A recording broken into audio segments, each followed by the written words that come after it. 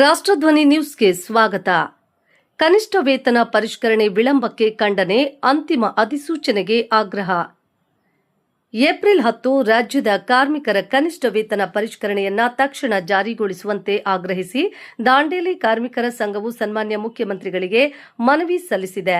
ಈ ಮನವಿಯನ್ನು ತಾಲೂಕು ದಂಡಾಧಿಕಾರಿಗಳ ಮೂಲಕ ಸಲ್ಲಿಸಲಾಗಿದೆ.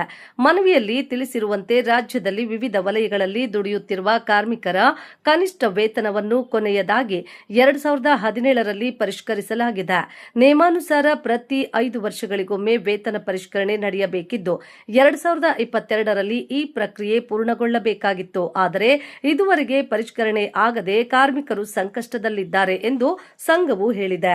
ಇದಲ್ಲದೆ ದಿನಾಂಕ 11 ಏಪ್ರಿಲ್ 2025ರಂದು ಕಾರ್ಮಿಕ ಇಲಾಖೆ ಕನಿಷ್ಠ ವೇತನ ಪರಿಷ್ಕರಣೆ ಕುರಿತು ಕರಡು ಅಧಿಸೂಚನೆ ಹೊರಡಿಸಿದ್ರೂ 1 ವರ್ಷ ಕಳೆದರೂ ಅಂತಿಮ ಅಧಿಸೂಚನೆ ಜಾರಿಯಾಗದಿರುವುದು ಸರ್ಕಾರದ ವಿಳಂಬ ಧೋರಣೆಯನ್ನ ತೋರಿಸುತ್ತದೆ ಎಂದು ಸಂಘದ ಪದಾಧಿಕಾರಿಗಳು ಆಕ್ಷೇಪ ವ್ಯಕ್ತಪಡಿಸಿದ್ದಾರೆ. ದಿನೇ ದಿನೇ ಏರುತ್ತಿರುವ ದರ ಏರಿಕೆಯಿಂದ ಕಾರ್ಮಿಕರ ಜೀವನ ಸಾಗಿಸುವುದು ಕಷ್ಟಕರವಾಗಿದ್ದು, ತಕ್ಷಣವೇ ಕನಿಷ್ಠ ವೇತನ ಹೆಚ್ಚಳ ಮಾಡಿ ಅಂತಿಮ ಅಧಿಸೂಚನೆಯನ್ನ ಜಾರಿಗೊಳಿಸಬೇಕು ಎಂದು ಮನವಿಯಲ್ಲಿ ಒತ್ತಾಯಿಸಲಾಗಿದೆ. ಸಾಮಾಜಿಕ ನ್ಯಾಯದ ತತ್ವಗಳನ್ನು ಅನುಸರಿಸುವ ಸರ್ಕಾರವು ಮಹಾತ್ಮ ಬುದ್ಧ, ಬಸವಣ್ಣ, ಡಾ. ಬಿ.ಆರ್. ಅಂಬೇಡ್ಕರ್ ಮತ್ತು ಮಹಾತ್ಮ ಗಾಂಧಿಯವರ ಆದರ್ಶಗಳನ್ನು ಅನುಸರಿಸಿ ಬಡ ಕಾರ್ಮಿಕರಿಗೆ ನ್ಯಾಯ ಒದಗಿಸಬೇಕು ಎಂದು ಸಂಘವು ಮನವಿ ಮಾಡಿಕೊಂಡಿದೆ.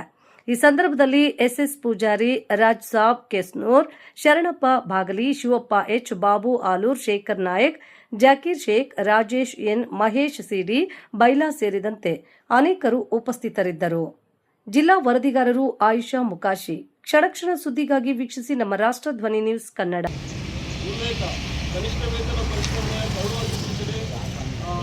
ದಿನಾಂಕ 11/4/2025 ಮಾನ್ಯ ಕಾರ್ಮಿಕ ಆಯುಕ್ತರ ಪತ್ರ ಸಂಖ್ಯೆ ದಿನಾಂಕ 1/4/2026.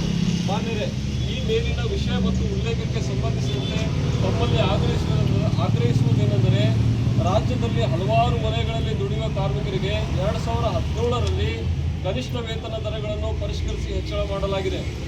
ಅದೇ ದರಗಳನ್ನು ಇಲ್ಲಿವರೆಗೂ ನೀಡಲಾಗುತ್ತಿದೆ. ನಿಯಮದಂತೆ ಪ್ರತಿ 5 ವರ್ಷಗಳಿಗೊಮ್ಮೆ ಕನಿಷ್ಠ ವೇತನ ದರಗಳು ಪರಿಷ್ಕರಣೆ ಆಗಬೇಕು.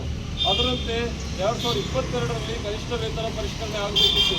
ಇದು ತಮಗೂ ತಿಳಿದ ವಿಷಯವಾಗಿದೆ ಎಂದು ಭಾವಿಸುತ್ತೇವೆ. ಬಡ ಕಾರ್ಮಿಕರ ನಿರೀಕ್ಷೆಗೆ ಕೊನೆಗೂ ಸಿಕ್ಕ ಆಸರೆಯಂತೆ ದಿನಾಂಕ 11/4/2025ರಂದು ಮಾನ್ಯ